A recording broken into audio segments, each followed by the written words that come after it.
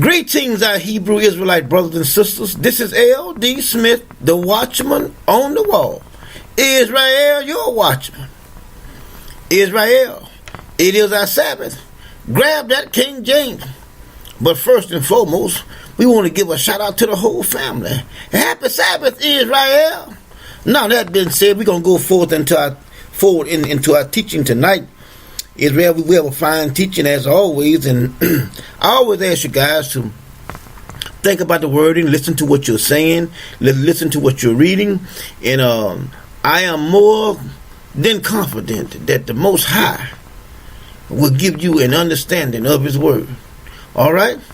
Now that being said, we're going to go forward into our teaching. We're going to be talking about, this is going to be a dual teaching into one. We're going to be talking about knowledge, and we're also going to be dealing with how God deals with one man. All right, and I'm going to show you guys here how God deals with one man, and that still applies to this day because the Most High never changes. All right. Now that being said, we're gonna go forward because there have been a lot of chatter on our channel about you need to go get more knowledge and you need to read this book and that book. And as I said, my sisters and brothers, we don't go out and search anyone. But as you can see, we are always being seeked out by others.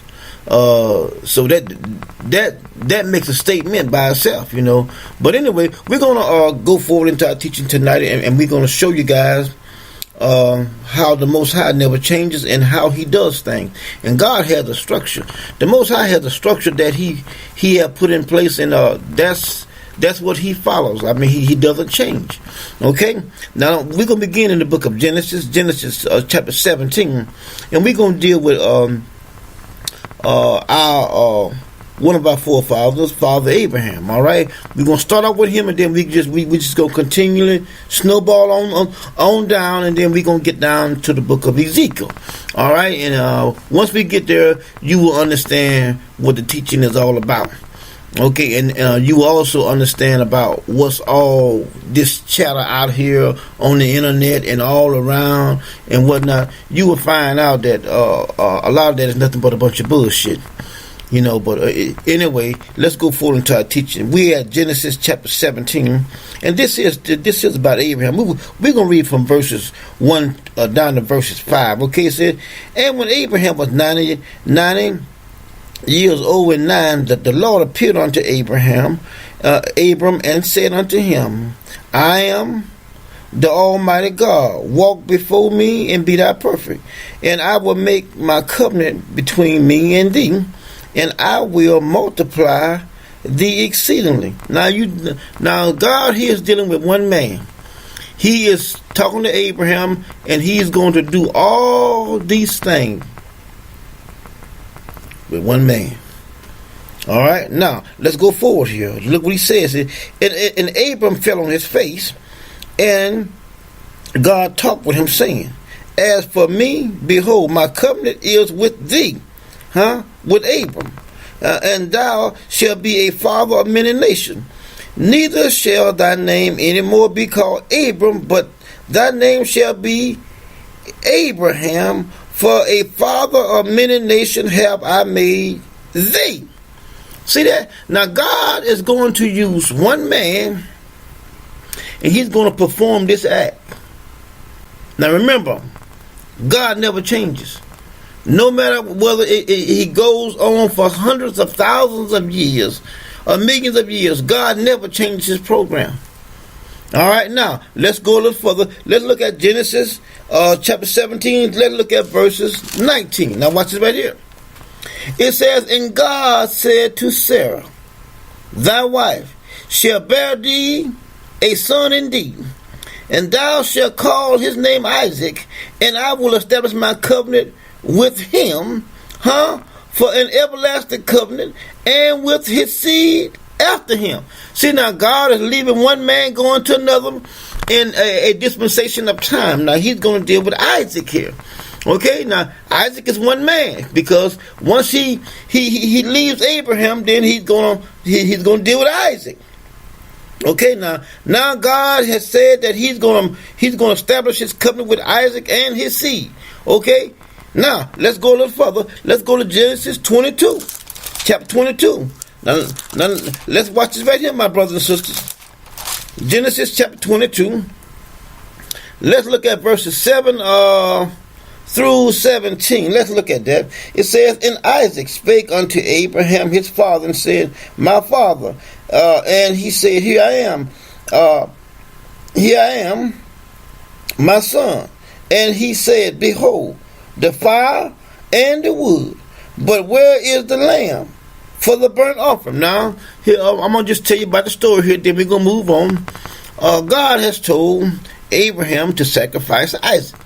Okay, now they're at the point now where they're up on the mountain. They didn't get all the firewood for the sacrifice to God, but God has already said that He's going to do what we just read it. He's going to establish His covenant with Isaac. Okay, now let's read verse 8. It says, "And Abraham said, My son, God will provide Himself a lamb for a burnt offering." So they went both of them together.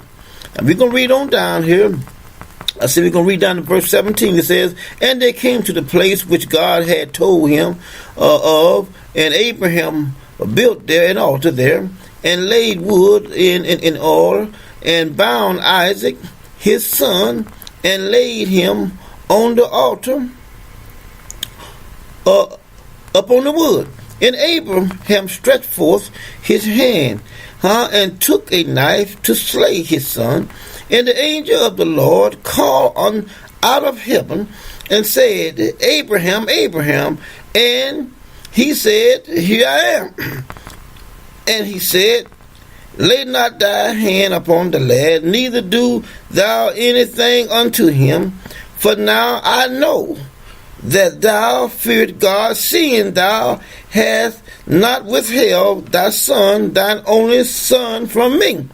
And Abraham lifted up his eyes and looked, and behold, a ram caught in the thicket by his horns. And Abraham went and took the ram and offered up for the burnt offering. Okay, let's jump on down, and we're going to look at verse.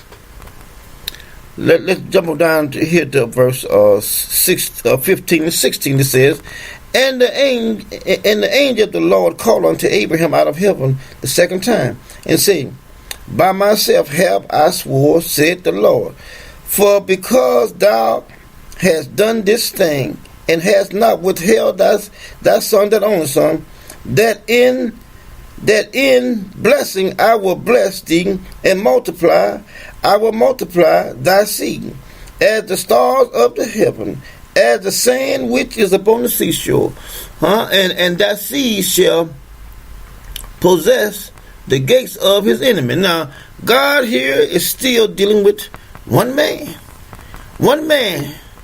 but he asked him to offer up his only son, and he was going to offer him up to the Most High, and the Most High said, because of that, everything after you're going to be blessed. All your seeds is going to be blessed, because God is still dealing with one man. Now, let's go a little further here. Let's go to Genesis 32. See, because we need to see what's transpiring here. And let me just say this right here. If you go on the internet, which I don't search the web, but I know different ones that do, and there's a lot of they have informed me that there's a lot of them out there that's talking about this, a lot of them talking about that, a lot of them talking about this. There's no organization at all. Everybody it's all in disarray. Everybody just doing their own thing. But see, but God has one man that He's going to do this thing too. One man. Now we're gonna get on down the lesson, and I'm showing you how God has set up structure for to carry out His plan. He uses one man. Now let's go here a little further. We just did Genesis 22. Now let's look at Genesis 32 here, and we're gonna look at verse 24 and read on down. Now, it says, now we're talking about Jacob. Now we're leaving Isaac, now we're going to Jacob. It says, and Jacob was left alone, and there wrestled a man with him until the break of day. And when he saw that he prevailed not against him, he touched the hollow of his thigh, and the hollow of Jacob's thigh was out of joint as he wrestled with him. And he said, let me go, for the day breaketh. And he said, I will not let thee go, except thou bless me. And he said unto him, what is thy name? And he said, Jacob. And he said, thy name shall no longer thy name shall be called no more Jacob, but Israel. For as a prince thou hast power with God and with man, and hast prevailed. And Jacob asked him and said, tell me, I pray thee, thy name. And he said, wherefore is it that thou doest ask after my name? And he blessed him there. And Jacob called the name of that place Peniel, for I have seen God face to face, and my life is preserved. Now, we see here, again, God is dealing with who? One man. Now we're down to Jacob, which is why his name is changed from Jacob to Israel. Now, to make a long story short, we see here that through Jacob, the 12 tribes are going to be born. They're going to come into existence. Why? Because Jacob is going to have 12 sons. All right, now, that being said, he's still dealing with how many men? One man. That one man is who? Jacob. All right, now, let's go a little further here. We're going to look at Genesis 35. Let's look at verses 9. We're going to read verses 9. God appeared unto Jacob again, and when he came out of Paddan-aram, and blessed him, and God said unto him, thy name is Jacob, thy name shall not be called any more Jacob, but Israel shall be thy name. And he called his name Israel. And God said unto him, I am God Almighty. Be fruitful and multiply.